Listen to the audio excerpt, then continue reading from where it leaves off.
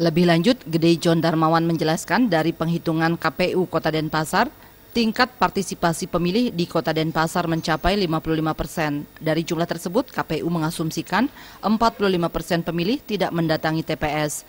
Dibandingkan dengan pemilu sebelumnya dan target pemilih pada Pilkada 2015 ini, tingkat partisipasi mengalami penurunan.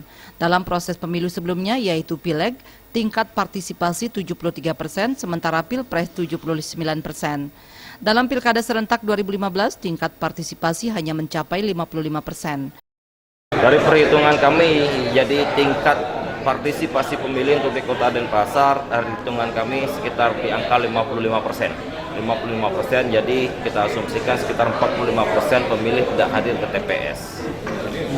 Kalau dibandingkan dengan tahun sebelumnya terjadi penurunan atau? Kalau dibandingkan dengan pemilu sebelumnya dan targetan kami terkait proses ini terjadi penurunan. Untuk proses pemilu sebelumnya yaitu Pileg dan Pilpres, untuk Pileg kita tingkat partisipasi 73%, untuk Pilpres 79%. Saat ini untuk Pilkada 2015 kita hanya 55%, jadi ada penurunan dan itu juga jauh dari targetan kami sesuai dengan target KPU RI adalah 77,5.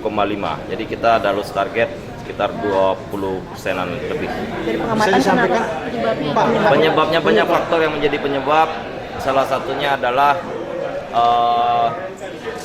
sudah disampaikan, banyakkan ini pendapat orang banyak. Satu, tingkat kemeriahan pilkada untuk 2015 ini dirasa kurang.